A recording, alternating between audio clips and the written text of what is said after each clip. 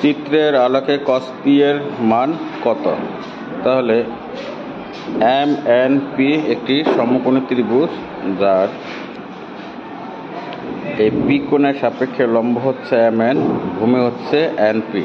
তাহলে আমাদের অতিভুজের মান বের করতে হবে।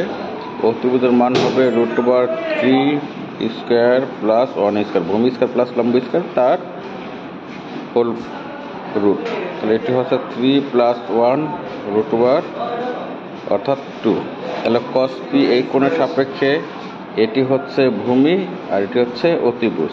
তার মানে cos p এর মান হবে ভূমি বাই অতিভুজ। ভূমির মান হচ্ছে √3 আর অতিভুজের মান হচ্ছে 2। cos p এর মান হবে √3/2। 1 - tan square 60 degree by 1 plus sin square 60 degree plus 2 sin square 60 degree এর মান কত? এটিকে আমরা লিখব 1 মাইনাস, আর tan 60 ডিগ্রির মান হচ্ছে √3, তার উপরে স্কোয়ার, 1 প্লাস sin 60 ডিগ্রির মান হচ্ছে √3/2, তার উপরে square, plus 2 sin square 60 degree, sin 60 ডিগ্রির মান হচ্ছে √3/2, তার উপর স্কোয়ার। তাহলে এটিকে করলে পাওয়া যাবে 1 -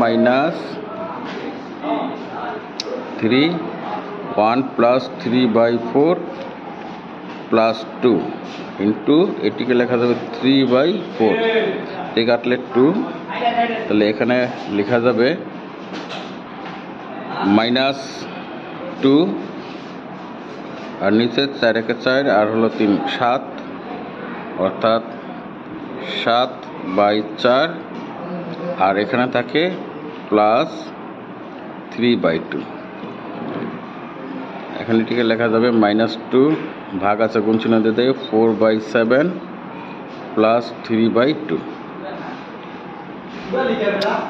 -8/7 প্লাস 3/2।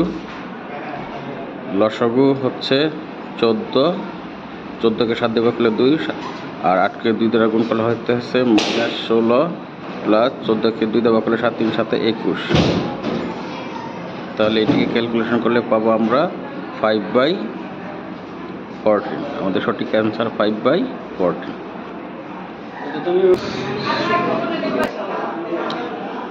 এবিসি সমকোণী ত্রিভুজের এই এক্স কোণের সাপেক্ষে লম্ব হচ্ছে এসি এবং অতিভুজ বিসি, ভূমি এবি। তাহলে আমরা এই ভূমির মানটা বের করব। এই ভূমির মানটা বের করার জন্য শর্টকাট করতে পারি √2 স্কোয়ার, অর্থাৎ অতিভুজ স্কোয়ার মাইনাস লম্ব স্কোয়ার। তার এটা হয় √4 - 1 = কত? √3।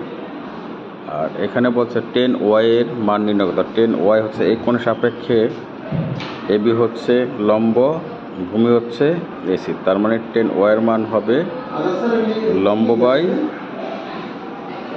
ভূমি, অর্থাৎ √3।